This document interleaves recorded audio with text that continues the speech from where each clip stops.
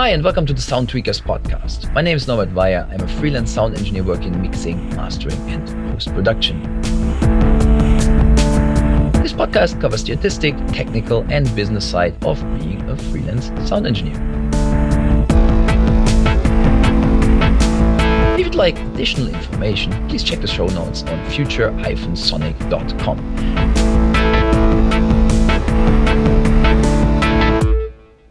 The title of today's episode is 10 Habits That Will Make You a Better Mixing Engineer. The first habit that I have for you is always use a reference. Now that reference should be one song of a comparable genre, maybe even by the same artist, that gives you a direction of where to go with your mix. Now, why is it so good to mix with a reference? Mixing with a reference is good because it eliminates a lot of guesswork in your process. Suppose you're mixing and you're not sure about the vocal levels or the drum levels or maybe the sound of the guitar. If you're not having a reference, you're basically freewheeling and you're judging by whatever comes to your mind, and your client might or might not like this. However, if your client gave you a reference, then it's just a simple matter of comparing your mix with that reference and seeing how well you are doing. Now that simple process of comparison eliminates a lot of guesswork, makes you much more secure, and also makes the process of approval generally much quicker. The second habit that will instantly make you a better sound engineer is that you should always mix at 2 different volume levels. Why do you need to do this? The problem is that our perception of sound and of the different frequency ranges changes with volume. At low volumes, your ears mainly respond to the mid-range frequencies. And as much as you go to higher volumes, you will hear more detail on the low end and on the high end. Now that means that when you're mixing a song, you need to strike a balance between something that sounds good at low volumes and something that sounds good at high volumes. If you are mixing at low volumes and you're putting, let's say, quite a lot of bass and high frequencies in so that it sounds good to you, and then you really crank up the volume, your mix will sound very harsh and very bass heavy. Vice versa, if you're mixing at high volumes and you're making your mix sound good only there, as soon as you go to lower sound pressure levels, your mix might suddenly lack bass and high frequency information. Which 2 sound pressure levels you choose for mixing is completely up to you. The only point that's important is there should be a significant difference between them. Third habit that will instantly make you a better mixing engineer is start your mix only with the faders. Ignore those shiny plugins. You don't need them right now. A good mix needs to start with the faders and nothing else. Now, if you find that a certain instrument, for example, the vocals or the guitars, have a lot of volume difference between various parts of your song, let's say between verse and chorus, then what sometimes helps is doing a simple checkerboard approach. Let's stick with the vocals, and suppose you've got one vocal track and it's really much louder in the choruses because your vocalist is starting to scream, and in the verses it's a bit quieter. Now you won't be able to get a decent mix just with one fader position. What you do is you duplicate your vocal track and you simply mute the verses on one track and the choruses on the other. So it's basically playing one part on one track and the other part on the other track. Like this, you can have a distinct volume level for the vocals in the verse and for the vocals in the chorus. And that makes it easy to create an initial balance that sounds good throughout the whole song. On to the fourth habit. Try not to use the solo button too much. The problem is when you are soloing a lot, you are focusing on individual elements of the mix, and it's quite tempting to get yourself stuck into this. For example, you solo the kick drum and you get that kick drum sound perfect, and you solo the snare drum and you do the same, and then you keep going. But then when you combine everything, you realize it all fights with each other. It doesn't work. Why is that?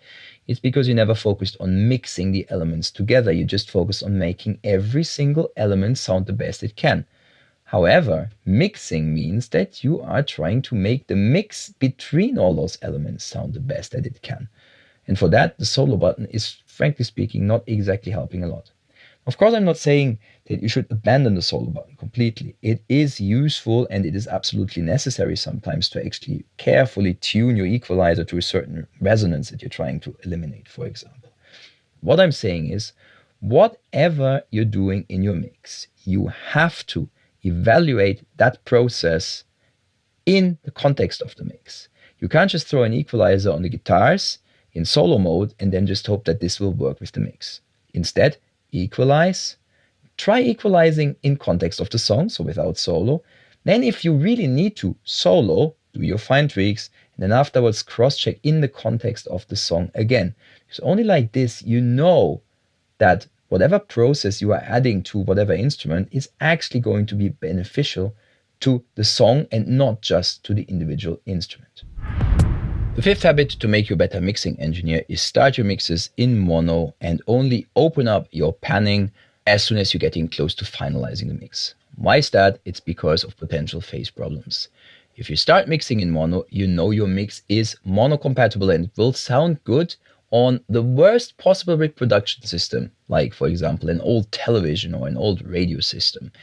However, if you start panning everything out, then you don't know if your beautiful stereo image is going to translate into mono. What you have to do if you want to start this way is you have to at least double check every 10 minutes if whatever you're doing is mono compatible. But the far easier way to really deal with all this is to just leave panning for last. Because then you know it's mono compatible, you know it's working well in mono, and then opening up everything is just going to make everything sound nicer. So save yourself the headaches, start mixing in mono, and only use panning for last.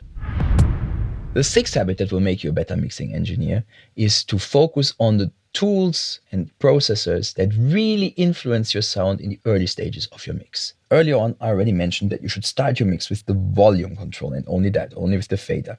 Now let's be a bit more specific. After you achieved an initial balance, you should work on equalization and compression. Those two processors, together with volume, make up for more than 90% of a decent mix.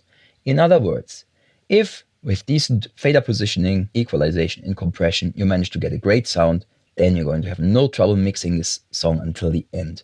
However, if you're working on the faders, you're working with EQ and compression, and you don't make it work right, don't expect any other processor like reverb or delay or phase or flanging or whatever else you want to throw at it to sort out your problem. Seventh habit to become a better mixing engineer. Start mixing the fullest part of the song first, whatever that may be. Generally, it's the last chorus, but you choose whatever's the most complicated part of your song. Avoid starting to mix at the beginning of the song because that's generally where you've got an intro, where you've got the first verse, which is generally a bit lighter. And if you get a decent balance on that part, generally doesn't translate that well to the later parts where you've got everything singing and dancing. Next habit is a bit more about time optimization. Define yourself a mixing routine and then stick to it. What does that mean? When I mix, for example, I first start out by organizing my tracks, importing, color coding, naming. Then I do my checkerboarding that I mentioned earlier. Then I do my volume controls. Then I equalize. Then I compress. Then I go back to the volume controls, fine tweak the equalization and compression controls, and then I maybe add reverb and delay. So I've got a fixed set of steps that leads me to the end. And that fixed set of steps is something that is personal for me. I like that routine. You might have a certain different way of working. Maybe you compress before equalizing. I equalize before compressing. The important thing is that you define something that works well for you and that you can apply all the time.